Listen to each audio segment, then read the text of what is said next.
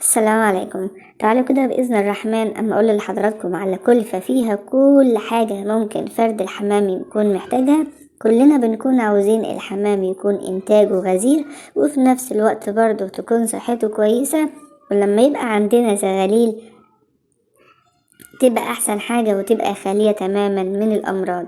كمان بنكون عاوزين عندنا الحمام طول السنة يبيض، حتى لو ريح شهر أو حاجة ما ندلوش فرصة إن هو يريح فترات طويلة. هي الكلفة دي فيها كل حاجة حضرتك بإذن الرحمن محتاجها.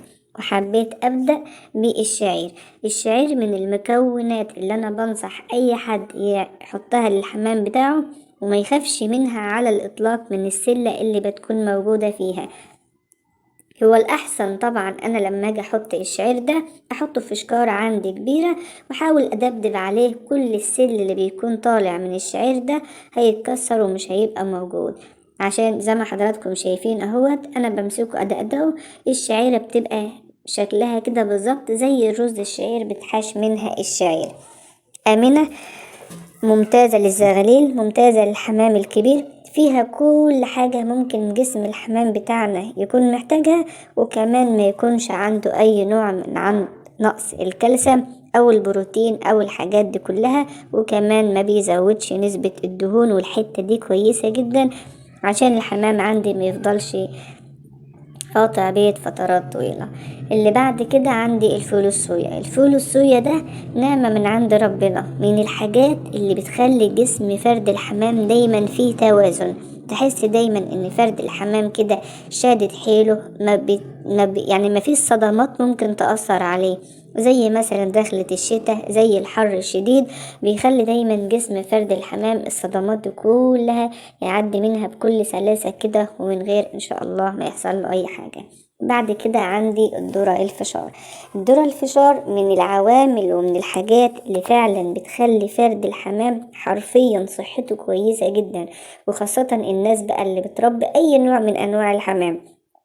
انا ما اقدرش اقول فرد الحمام ده من حقه ياكل كلفة غالية وفرد الحمام ده ياكل كلفة رخيصة. لا، انا كل انواع الحمام عندي سواء كان بلدي سواء كان كينج ايا مكان نوعه من حقه ياكل افضل انواع الكلفة عشان يدينا انتاج كويس.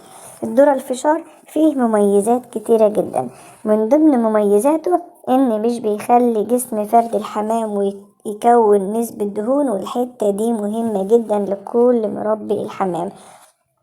بعد كده عندي الكرتم انا لما باجي اشتريه بصراحة لازم اشتري انضف انواع الكرتم. انا زي ما حضراتكم شايفين كده جايبالكم كل الانواع، جايبالكم الحبة اللي بتبقى الرفيعة بتاعة الكرتم ديت، وجايبالكم الحبة الكبيرة، وجايبة الحبة الصغيرة. انا لما باجي اشتري لنفسي ما بجيبش الا انضف حاجة بتوفر عليا كالسيوم، وبتوفر عليا ان ممكن فرد الحمام عندي يقعد فترات طويلة من غير إنتاج. وحتى لما بيكون عندي الزغاليل دايما ما شاء الله بتبقى أحسن حاجة.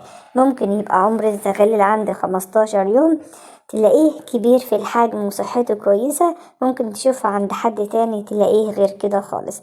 بعد كده عندي الذرة العويجة برضو زي ما حضراتكم شايفين، بوريكم الرفيع بروكوا التخينة وبروكوا الحجم الوسط. انا برضو لما باجي هجيب من افضل حاجة عشان حمامي يبقى انتاجه طول السنة يكون انتاجه كويس جدا.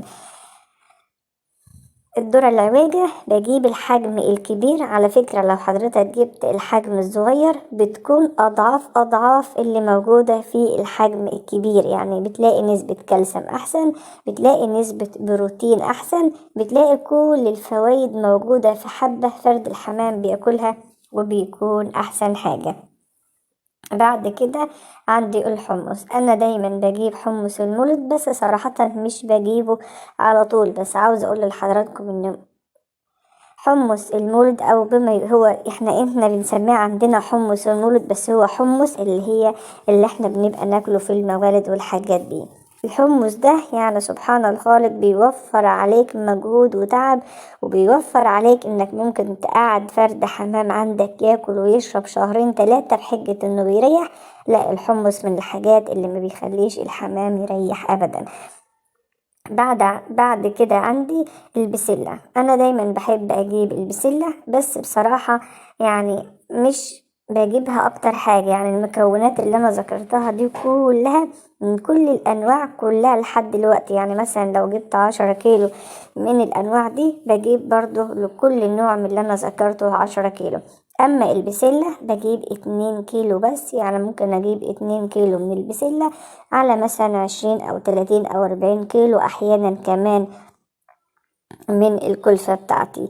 عندي الفول لا بحب أكتر منه، بس يكون معايا برضو الرز الشعير والشعير كميتهم أكتر حاجة. يعني أنا مثلا لو حاطة 10 كيلو رز شعير و10 كيلو من الشعير، بحط 10 كيلو كمان من الفول، لأن الفول من الحاجات اللي بتدي طاقة لجسم فرد الحمام، بتخلي الزغاليل تشيل لحمه. حتى لو الأهالي جسمها فيه لحم بتبقى حجمها كويس، لكن ما بتربيش نسبة دهون، والحتة دي مهمة جدا. يعني سواء كان للأهالي أو كمان للزغاليل، بتخليهم ما شاء الله حجمهم حلو من غير نسبة دهون عالية، والحتة دي مهمة جدا. عندنا الذرة الصفراء انا بحط برضو 2 كيلو على الكلفة اللي حضراتكم شايفينها دي. 2 كيلو من الكلفة الذرة الصفراء بيديني نسبة بروتين ونسبة كالسيوم، بس فيه عيبه ان هو فيه نسبة دهون عالية جدا، عشان كده مش بحب احطه. وياريت حضراتكم برضه ما تكتروش من الذرة الصفراء او من الذرة البيضاء. الذرة الصفراء والذرة البيضاء حطوها بكترة للزغاليل او للشبابات. يعني ممكن تحطوا مثلا 10 كيلو من الفول عليهم 10 كيلو من الذرة الصفراء، مفيش مشكلة خالص للشبابات او للزغاليل. لكن الحمام الكبير ما تحطلوش كمية كبيرة من الذرة الصفراء نهائيا. عندنا الغلة، انا بحط الغلة، يعني بحط الغلة حوالي مثلا عن 5 كيلو، يعني 10 كيلو من الشعير و10 كيلو. انا بدي امثلة وحضرتك بقى تحط الحاجات دي. يعني بحط لك الحاجات اللي فيها نسبة قليلة خالص زي البسلة والذرة الصفراء والذرة البيضاء، دول يكونوا 2 كيلو. 2 كيلو و2 كيلو. اما بالنسبة للغلة بجيبها غلة من السمرة. الغلة اللي بتكون سمرة احسن كتير على فكرة من الغلة البيضة. نسبة الالياف في الغلة السمرة بتكون احسن كتير من اللي موجودة في الغلة البيضاء. الغلة البيضاء بيكون فيهاش نسبة الياف عالية ومش بتكون احسن، لكن في الاكل لما نيجي نحطها للحمام نجيب الغلة السمراء. من الحاجات اللي انا دايما بصراحة برضو لازما بعملها في الكلفة بتاعتي مش بنساها ابدا البذور. بس امتى انا بحط البذور؟ ما بحطش ابدا على الكلفة البذور كده. انا مثلا كل ما اجي اجيب الكلفة بتاعتي بجيب لي 2 3 او ممكن 5 كيلو كل واحد فينا على حسب امكانياته في جردل بعيد كده لوحدهم، وبحطهم دول البذور بتاعتنا. كل يوم قبل ما باكل الحمام بتلت ساعة بالظبط بحط كوباية من كوباية المية الكبيرة ديت، بحطها عندي على التحديقة، ما بحطهاش في العلافة، لان البذور بتبقى حجم صغير. بحب احطها في مكان حتى لو بقى منها حبة او 2 او حاجة ما يتهدروش الحمام ياكلها لما بيكون ياكل من التحديقة. بحطها قبل الاكل بتلت ساعة، بتظبط لي هرمونات جسم فرد الحمام، وكمان بتخلي فرد الحمام عنده طاقة بشكل غير عادي، وبتخليه عنده صحته كويسة، ودي اهم حاجة انا عاوزاها. اما نيجي نحط الفول ما نجيبش الفول الكبيرة، نجيب دايما حجم الفول الصغيرة، هي اللي بتكون احسن حاجة. حجم الفول الصغير بيكون حجمه صغير مش بيكون حجمه كبير. كل ما كانت حبة الفول صغيرة اللي هي بتبقى متخصصة للحمام ديت بتكون احسن من الحجم الكبير. لما اجي اعمل الكلفة بقى ما احطش عليها اطلاقا اي نوع من انواع اللي هي البهارات بصفة عامة. البهارات دي يا جماعة بتتحط كخلطة واقية من او بتبقى عشان نرفع بيها كفاءة جهاز المناعة مرة كل اسبوع، لكن مش ابدا خالص على الكلفة. الكلفة ما يتحطش عليها اكتر من الملح. احط عليها مثلا، انا عاملة 50 كيلو، اجيب حوالي عن كيس من اللي هو الكيس العادي ابو جنيه ده، واحطه على الكلفة بتاعتي، واجيب ملح من انضف حاجة. في حاجة مهمة بقى، وهو ده يعني اساسي في موضوع النهاردة. حضرتك ممكن تقلل من كمية الحمام اللي موجود عندك، لكن مش ابدا تقلل من جودة الكلفة. نصيحة لأي حد بيربي حمام: هات أنظف أنواع الكلفة وقلل الكمية اللي موجودة عندك. يعني مثلا بدل ما كنت بتربي 10 تجواز، خليهم النهاردة 4 أو 5، لكن اكرمهم وخليهم دايما يبقوا صحتهم كويسة. اكرمهم بكلفة تكون كويسة من أجود وأفضل أنواع الكلفة. مفيش حاجة اسمها هجيب حاجة رخيصة وتمنها رخيص وفي نفس الوقت برضو هتديني نتيجة.